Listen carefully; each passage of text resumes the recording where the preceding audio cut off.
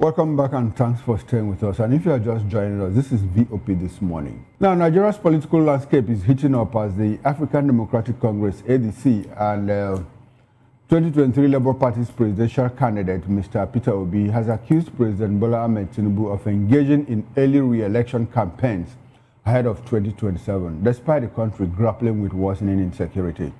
The ADC condemned reports of alleged distribution of campaign vehicles, urging Tinubu to step aside if his focus is on politics rather than governance. Also, Mr. Peter Obi has described the distribution of campaign buses for the re-election of President Bola Tinubu in 2027 as a profoundly insensitive and an abuse of trust at a time when Nigerians are struggling with hunger, unemployment, and insecurity. Well, this criticism comes at a time when Tinubu is making major government moves, including the swearing in of former Chief of Defense Staff General Christopher Musa as Defense Minister, a decision seen as a direct response to mounting security challenges. The opposition insists that the president's priorities are misplaced, warning that Nigerians deserve safety and stability before political maneuvering. Meanwhile, Tinubu has also forwarded 65 ambassadorial nominees to the Senate for confirmation, signaling a push for to strengthen Nigeria's diplomatic presence abroad. At the same time, domestic controversies are flaring, with a heated clash between former presidential aide Bashir Ahmad and a U.S. lobbyist over calls to disband the Hizbah Islamic police law in northern Nigeria. The debate underscores the deep divisions in the country's governance and cultural identity, even as Tinubu's administration faces scrutiny over balancing national unity, foreign policy, and security reforms. Well, we've been joined in the studio here by Mr. Dele Fanimo. Dele is a seasoned reporter and a political affairs analyst. Good morning, Dele, and thanks for coming. Good morning. Okay, and virtually we have been joined by Barrister Eze Eluche. Barrister Eze Eluche is attorney at law and public and political affairs analyst. Good morning to you, Dr. Eze Eluche, and thanks for coming to VOP this morning. Doctor, I'm just Eze Eluche. And thank you for having me on. Okay. Good morning, sir. Thanks for coming. Now, we also have Dr. Bright Onovia-Kukyo. He's a medical doctor, a public affairs and a political analyst. He's a commentator, coordinator of the Indomitable Youth Organization of Nigeria, member of the Coalition of Civil Society Organizations, also a human rights activist. Good morning to you, Dr. Bright Onovia-Kukyo. Good morning, Mr. Kumar. Thank you. Beautiful gentlemen, we appreciate your presence on the VOP Morning Show. Now, let's get into it. Let me start from the studio here. Dele, we understand that the president is distributing vehicles, for campaigns ahead of 2027. And by our laws, I think campaigns are supposed to start 90 days or what before the elections and all of that. But those rules have been violated, by the president himself and his political party. What's your reaction, to all of this? Is it something that we should be hearing now, especially at this critical time when Nigeria's security, sovereignty is tested? Because, practically Nigeria is a nation under siege. And we see the president doing something anyway in the security sector, but he's also campaigning at the same time. Is it proper? Let's have your broad reaction to issues around this at the moment. Well, one thing I want to clear is that we don't have any evidence to show that it's the president that is distributing these cars. You recall that most of the time, some of these supporters, in order to outdo themselves, they go overboard to do certain things, and just for the president or whoever is in power to notice them for greater advantage in the course of running a campaign towards election. But if it's actually coming from the president, as you pointed out, I think it's premature to start doing such a thing, because there's a difference between politics and governance. The moment you conclude your campaigns and election comes in, you win, you are supposed to put politics aside and concentrate on governance. Because if you espouse politics you are likely to be distracted to the point that you may lose track. So, in this case, I don't want to be exact in saying that the president is distributing. Or that he's campaigning. No, I've not seen him campaign anyway. Okay. And distribution of vehicle have not been, he has not, any of his handlers has not also confirmed that he's the one distributing vehicles. Okay. Now will it be safe? Funny enough, I have seen it in this country. And you and I know that I am a little bit close to some of these politicians. I've worked with them and I've worked for them. Sometimes the opponent can even print posters and distribute just to smear you. When we have people, sponsoring, yes. When we have people's name sponsoring some of these campaign posters and every other thing, these are not coming from opposition members. For example, the door-to-door mobilization. A campaign for the door-to-door mobilization have a name attached to it. You recall that Afebe Balola was never a politician, and he has never thought of being a politician. A sitting governor in Ekiti State printed posters and circulated it. Okay, now this thing is happening. But will it be safe for us to say that when we talk about the door-to-door campaign, like distribution of these vehicles and all of that, that the president is unaware of those things? And we haven't seen him say, look, stop all of this because it is not yet time. Will it be safe for us to conclude that? Let me give you an example. Ifeanyi of blessed memory embarked on door-to-door campaign on behalf of Jonathan. Stella Ojua did the same on behalf of Jonathan, even when Jonathan's hand may not be seen there. But that is not to mean that there was no tacit support from Jonathan at that time. So it's something that is playing out here. Okay. Some people use their personal resources to do some of these things, to gain advantage. But I think what we should be of concern to us is that the president is looking the other way. He should have reined them in and said, look, it is not yet time.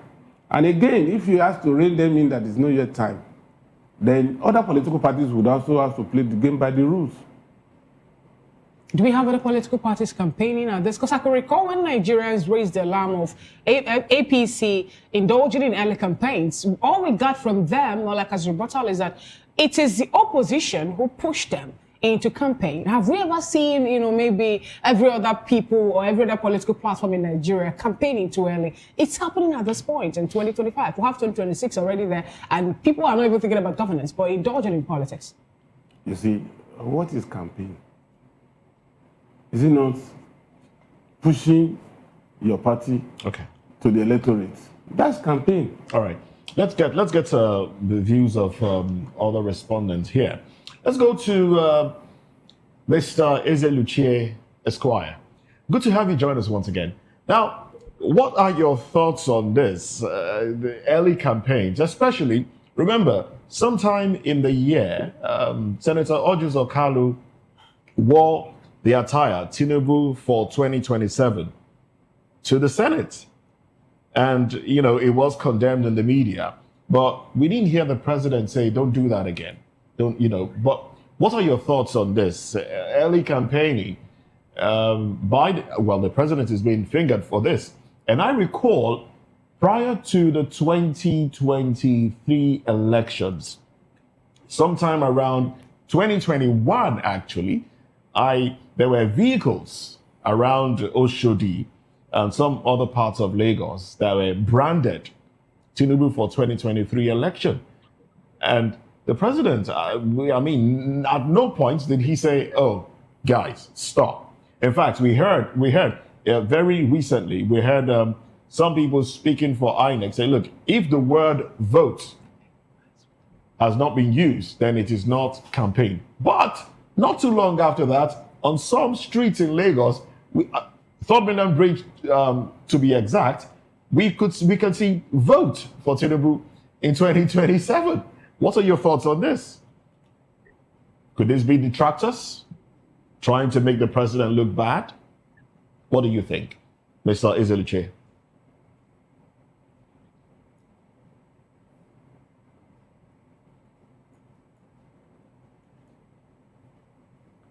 Well, I understand that we have a bit of a network problem there. Well, Dr. Brighton Cooker, if you heard the question, please, you can chime in on it. Okay, thank you very much, Moses. Good morning again, everyone on the studio. Well, the question you just asked, for example, is it's one of the things you hear on the streets that people normally say. Let me use speaking English to say it. Say you go explain tire, but no evidence. You know, there are people who are institutions that have been saddled with responsibility to monitor issues like this. There are stipulated times for campaign. From the moment... Thank you very much. I think we should stop talking about that. Nigeria. Okay. I'm so sorry. I think we have a bit of a mix-up now, Dr. Bright. Please hold your thoughts, because we seem to be getting feed from that of Mr. Ezeluche Esquire. Please, well, you may go ahead, Barrister Ezeluche. Go ahead, please. Okay, am I audible now? Pardon? Am I audible? Are you hearing me now? Yes, we can hear you now. Go ahead, please. You might need to unmute your microphone. Yes, we should at this stage stop being tongue-in-cheek when we're talking about our country. Your guest in the studio tried to say it's not Mr. Bola Tinubu who is responsible for this. We cannot be thinking that our rulers are stupid. Because if he says Mr. Bola Tinubu is not aware of over 1,000 cars being brought to the center of Abuja, marked with his name for campaigns, if he is insinuating that Mr. Bola Tinubu is not aware and appreciative of that, that is actually trying to show that Mr. Tinubu is not aware of what is happening in Nigeria. So the issue is this: to cover the lack of skills at governance, to cover his minuses, right from the day he assumed office, Tinubu has made it a front burner, an issue of the front burner of 2027.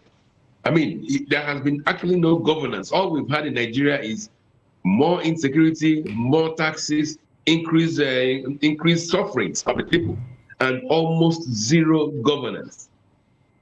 So the issue of not being aware of the early campaigns does not really arise, because Mr. Tinubu is clearly aware, unless we are suggesting that he is not saying enough to appreciate it. And I don't want to go that direction, because this is the president who is ruling Nigeria. So definitely he's aware. But there should be, the law should follow it. If there was an independent National Electoral Commission in reality, what INEC will do is to caution these people who are cautioning Mr. President, and if possible, if it repeats itself, ban him from contesting for the next election. I keep on telling Nigerians that there are several reasons why Mr. Tinubu will not even feature in the next elections. And if he continues in this path, if this kind of campaign before election continues, INEC, if it was truly independent, should ban Mr. Tinubu from participating in the next year's election. And if it fails to do that, other political parties should actually approach the courts. Yes, we know that he needs to approach the courts. He has appointed the CJ, he has appointed the courts, but do that. Let it be that the courts have failed to implement the laws of the country. And when they don't implement the laws of the country, that means it's not a free-for-all. But indeed, by what he has displayed on the national TVs in Abuja with the release of the campaign vehicles, Mr. Tinubu has flouted the electoral laws, has flouted the campaign laws. All right, Barrister Ezeluche, what does the law say? What does the law say about campaigning, and what can be done when one is seen to have flouted that? I think 150 days to election. That's about the time that campaigning is officially to start.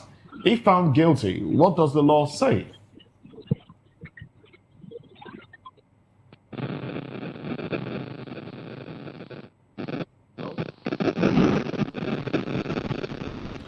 Unfortunately, Very well. we've lost. Okay, I'm hearing you now. Go ahead. Go ahead now, please. Yeah. So I was flouted the electoral law. They have flouted the. I mean, it's enough to disqualify him from participating.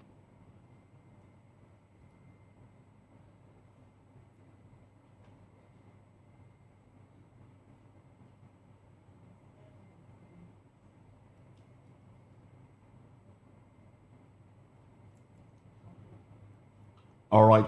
Unfortunately, I think we're having a problem with the device with which you are connecting. Maybe the earpiece or something is giving issues, so we are losing out. And then there's this humming sound that is affecting the output of your audio. So if you can please oblige us, find a way to replace it or take it out entirely. Let's see if we can hear you better. Go ahead, please. No, now what I try to. This is a whole lot better. Say now is this: Nigerians should be monitoring the Independent National Electoral Commission on its preparations and activities before elections by the acts Mr. Tinubu has committed of releasing those campaign vehicles, because it's him that has done it. Otherwise, the police, the EFCC would have stopped anybody who else was doing that if it was not with consent of Mr. Tinubu. Don't you think it could be some enthusiast who feels, okay, he's in support of the president and he wants to campaign on behalf of the president? Should the president be held liable for the actions of somebody who's doing it on his behalf, whether he knew beforehand or not? My brother, if your supporter or enthusiast, you know he's going to steal because he loves you, is it not up to you to tell him, do not steal? Because that stealing will hurt me. So forget all that story of supporters or enthusiasts, like the guest in the studio tried to present. We presume and we must acknowledge that it is Mr. Tinubu who has done what he did. Otherwise, he would have stopped that thing from happening. But having accepted it, he has to bear the consequences. What should INEC do? INEC should warn Mr. Tinubu, because this is the first official infringement. And if it should happen again, INEC should disqualify him. When you say INEC should warn him, INEC does not do this. Barrister, when you say INEC should warn him, please let's get something straight here. At first, we had the posters, the door-to-door mobilization, and also the votes. And we also saw an individual putting on a uniform, a cloud saying votes this man, and now the issue of branded vehicles. So at what point will the grace that INEC will give to the president elapse? Barrister Ezeluche.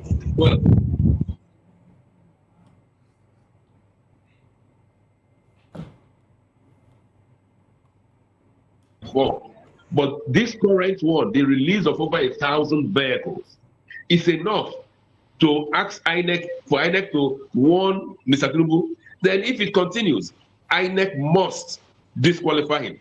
There is absolutely no reason for anybody to say they are waiting till when election time comes to gauge the independence or the objectivity of INEC. All right. Barrister Eze, will it be fair? Yeah. Will it be fair to single out the president in this early campaign thing? Because we hear opposition gather, we hear Atiku Abubakar, Nasiru El-Rufai, Peter Obi, and other hopefuls gather and say, look, 2027 is around the corner. Nigerians, you need to vote out President Bola Ahmed Tinubu. Isn't that some form of campaign? Sorry, I didn't hear you very well. Could you repeat that, please? Okay. My question is this. I hope you hear me now. That will it be fair to single out the president and say he is the only one, or APC is the only one campaigning? Because we see opposition gather, people like Atiku Abubakar, Nasiru El-Rufai, Peter Obi, Rauf Aregbesola, they say, look, 2027 is big for Nigeria. We need to vote out Bola Ahmed Tinubu.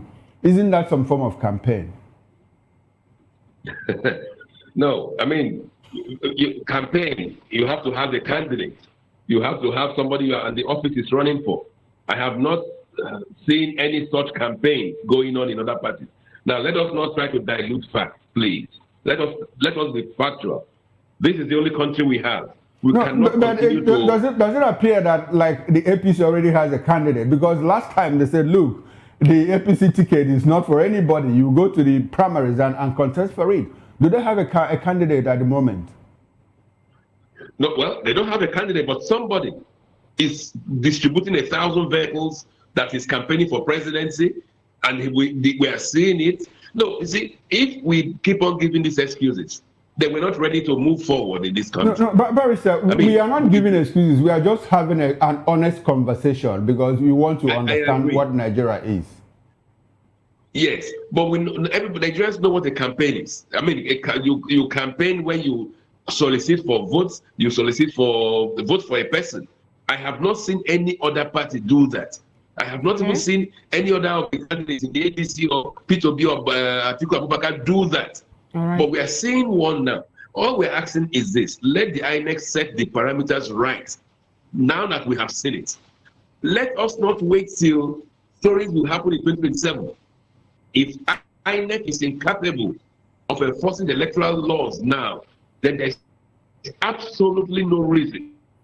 Absolutely. All right. Thank you so much. Think that same group can conduct elections. Thank you. So we should address these issues with the same vehemence and that is required. Okay. Never again should this kind of thing be seen. That should be the responsibility behind it. All right. Thank you so much, Barrister Izaluchi. Dr. Brighton Evekuko, let's get your opinion on this topic already. The early campaigns, the accusation of a branded vehicle already out there campaigning for the re-election of the president, and also how political parties are reacting to this, please.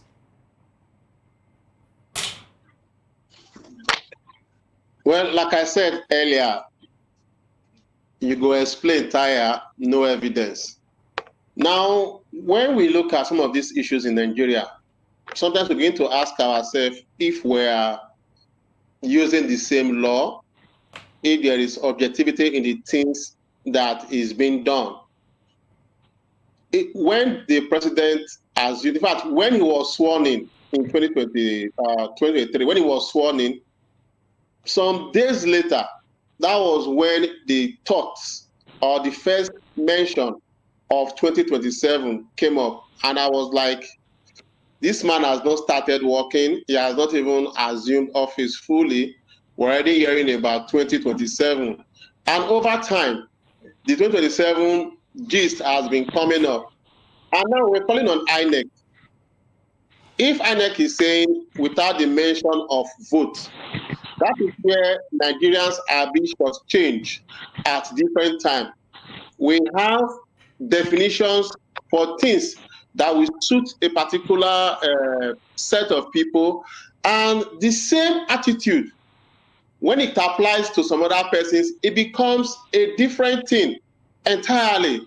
If we look at, I've mentioned it before, definition of terrorists, definition of bandits, definition of insecurity, and every other thing, they have their own different connotation when it comes to Nigeria. For those vehicles, I know I saw a part of it, but I've not seen fully what was written on it. But in various places in Benin, I've seen Asiwaju for 2027. Though there was nothing like written as votes or whatever, but once we see it, the message is clear. So the truth of the matter is, we need to call on INEC. Let them explain to Nigerians what campaign actually means. What kind of activities should politicians embark on that will now say, okay, this qualifies for campaign, this does not qualify for campaign, so that we will not be arguing or trying to speak for something that is not, because the laws are clear. But again, we need to get a better interpretation of it so that we will not be accusing politicians unnecessarily. Dr. Bright, yes, now, based on what we have on ground, who should be held responsible? Is it the president who is seated in Abuja doing his business, or in those states, is it the governor who has authorized, who probably authorized the vehicles, or in Abuja could it be the minister who probably authorized the vehicles? Who? Or is it in Lagos? Should we hold the governor or the advertising agency responsible for the banners and the banners and posters that we've seen that speak about voting the president in 2027? Who should be held responsible in all of this? Or can the president be exonerated from all of this going on? No, the president cannot be exonerated. The reason being that if it's good for me, no problem. If it's against me, it's a challenge. Now, some persons have been called to question at the DSS office because they made a post, because they made utterances that were against the president. In the same way, if people are carrying out activities that the president is aware, or the president knows that this is against the law, the DSS that used to call people who maybe insult the president or say something about the president should also call these people to order. So the president cannot fake ignorance, because he should come out openly and put up a disclaimer that these people, whatever thing they are doing, were not authorized by him. But they keep a blind ear to it. Let's say, for example, now, stepping into the government house in Edo, for example, you see somebody selling the cap with that Alpha Beta logo on it. And of course, we know there was a pronouncement at a time that if you don't wear that cap, you shouldn't come for ESCO meeting. All these are campaign strategies. Take it or leave it. Whether it carries the name, vote, or whatever, it's all about mobilization for vote, trying to create awareness that this is your candidate, this is what and what should come. So the president should stand up and say, okay, I'm upholding the rule of law. What these people are doing, he does not approve of it. If he claims he does not know the origin of some of these things, it can be investigated. But first, there should be a disclaimer if he's not a party to it. Thank you so much. We've also had cases. All right, let me let you land. You want to say something? I thought you're done with your line of thought. Allegedly, in this country, that sometimes people switch off for primaries. Meanwhile, it is a candidate that has bought their form for them. So you have many of them coming out for primaries. Meanwhile, the source of the fund for the nomination form came from one person. And when it now gets to that particular day, every one of them will step down, leaving that primary candidate to remain. So these are things that have been alleged in this country. So that is all with the way things are going, Nigeria, right? everything is possible. All right. Thank you so much, Barrister. Yes. Thank you so much, Dr. Brighton Ibokiko. Let's get Barrister Asim Adams join the conversation. Good morning once again, Barrister Asim Adams. Good to have you join this conversation. And we're looking at the legality of early campaign in Nigeria. Help us actually make sense of this. And the fact that some people were waiting for the word votes. You know, it's more like we have an issue of semantics. We want vote to be attached to the campaign that we're seeing already going on. And why should we even have campaign in 2025 against what the law of the nation says for how elections and their campaign should be shadowed for the next general election, please?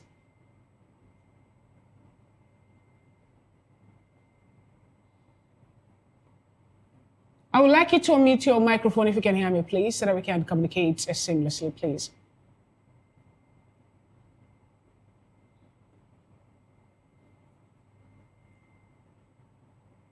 Can you hear me, Barrister Asim Adams? Please, I'll need you to unmute your microphone, unmute your device. We'll bring it back to the studio. I guess we're having a little glitch with the gadget of Barrister Asim Adams. Mr. Delefanimo, we'll bring it back to you now. Okay, we're looking at the word vote to be the thing that maybe opposition parties or political parties need to attach to any campaign for you to know that, yes, we are now campaigning and all of that. What do you have to say about that? And what does that also speak to? The way politicians or political parties or their platforms have been flouting the law and constitution that we have that talked about the duration for campaign, when campaign should begin, and when it should end before the next election. You talked about votes for election. Adding votes to campaign, because that was what we learned when some people were saying there's nothing like votes as well, in most of the campaign things that we've seen, the chips, the posters, even the branded vehicle and all that. Well, there are two questions you just raised, and when campaign should properly start. Exactly.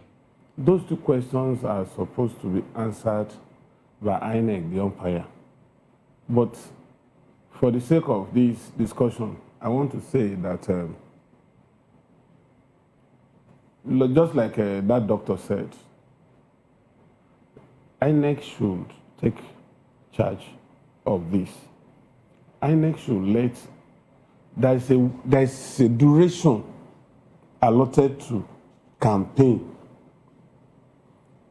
You could be building your campaign strategy without the full glare of the media. You could also begin preparations, but the real campaign starts at a particular time towards an election. And it is not even a matter of party, just not one party. Every political party that are participating, that is participating in this forthcoming election should be reined in and told that there is a law. The fact that there's a timeline. There's a law that guides processes to election. All right. Now, beautiful. Dele, let's briefly move away from this because there's another interesting story around what the president is doing. Last week, the president submitted nominees for ambassadorial positions. Yesterday, he sent another 65 names. And inside those 65 names, we saw... Is this 65 names you said yesterday? 65. No, the total is 65. Okay, total is 65. Yes, okay, yes. beautiful. They sent the names that he sent yesterday... earlier, and then sent, I think we sent 65 34 names yesterday, but that's not an issue. The issue now is the people that made that list. Now, we saw the former sole administrator of Rivers State, Ibok Ibas, make the list. He's former chief of naval staff.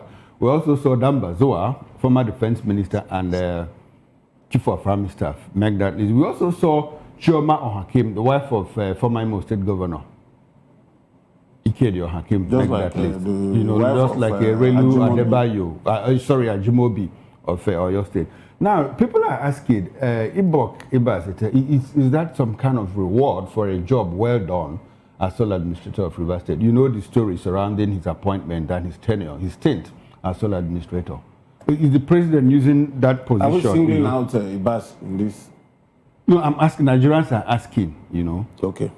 And not just Ibas, like people like collectively, Reno is FFK, is the president rewarding people, that helped him in one way or the other? Let me use the word of Buhari. He said, in politics, those who sow will reap. And those who don't sow shouldn't expect reaping. That's the life of a politician. We are not saying here that it is right. Okay. But that's the way politics is played.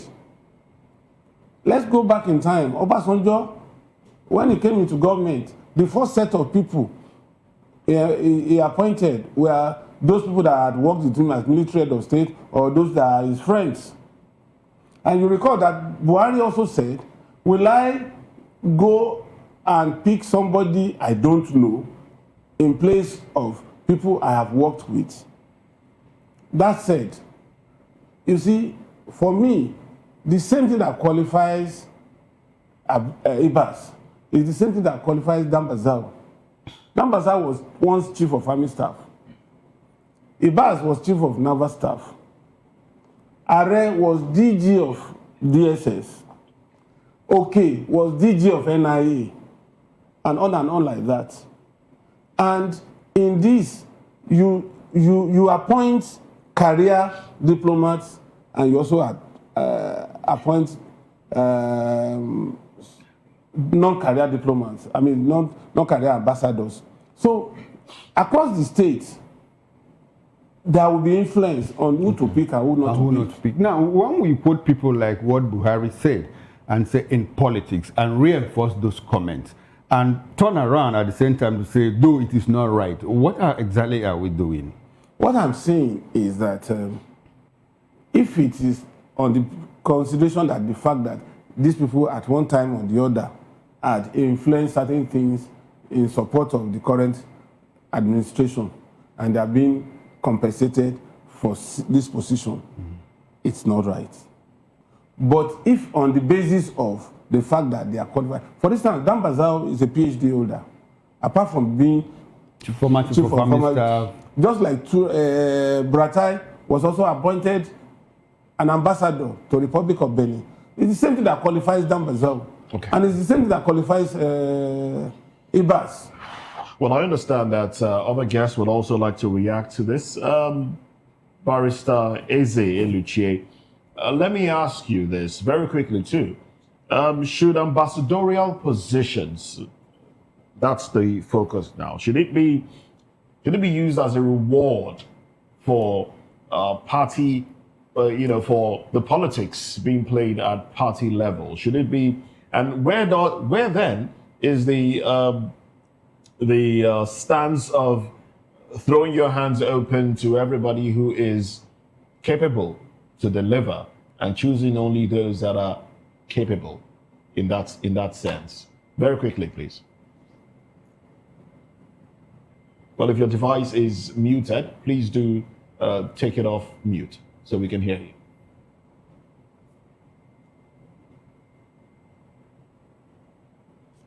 Although we still have Barrister Eze Eluchie with us. Well, he seems to be having a network problem. I like this from the angle of the law. So, Barrister Asim Adams, if you can hear me, if you heard the question, please do go ahead. Right. Well, Dr. Bright, then.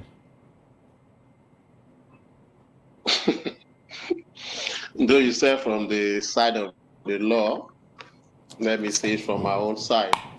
In all fairness, there are some things we cannot just gloss over. In as much as we expect the best and objectivity from our politicians on this point now is the president. Yes, like was mentioned, if you sow, you will reap. If you don't sow, don't expect anything. If competent hands are not found in their party, they can go elsewhere to look for. But if they found competent hands in their party, they make use of it. Okay. The choice, so long the law allows them to make the choice, then they also have the right to make choice from anywhere that they want to make choice. They want to make choice from. But then it cannot be subjective to us. Because again, we've had government that have complained that there are some saboteurs in their administration. So you wouldn't want somebody to go and bring an outright enemy. It would be like the Trojan horse that was brought into Troy, and it destroyed their whole city. So if there are competent hands within their party, I don't see any reason why they would go outside, unless we now extract the criteria for this appointment and realize that these persons don't meet this criteria. Then you now start asking, on what basis were they appointed? Then we can now start talking about maybe because of their political affiliation. But first, we need to look at this list or this ambassadorial position. What would make one to be eligible? Then we'll match it with those that have been appointed. Let's forget about the sentiment of if they all come from their political party, there's nothing we can do about it, because they didn't appoint them because their political party. We are the only one that may be assuming that this is what it is. What we should be looking at is these persons, did they actually meet up with the criteria for them to be nominated as ambassador? I think that's all right. Thank you very much, Dr. Bright Onyeva Cooker. We'll keep our eyes on the list and the ambassadors. We know there are career ambassadors and there are non-career ambassadors. And the missions, the staffers at the mission, of course, will help them execute the job that they have been appointed or nominated for. But let's get into another conversation now. We hear that Indigo are the greatest stakeholders in the Nigerian project. Let's discuss this, where it's coming from, and every issue around this particular subject.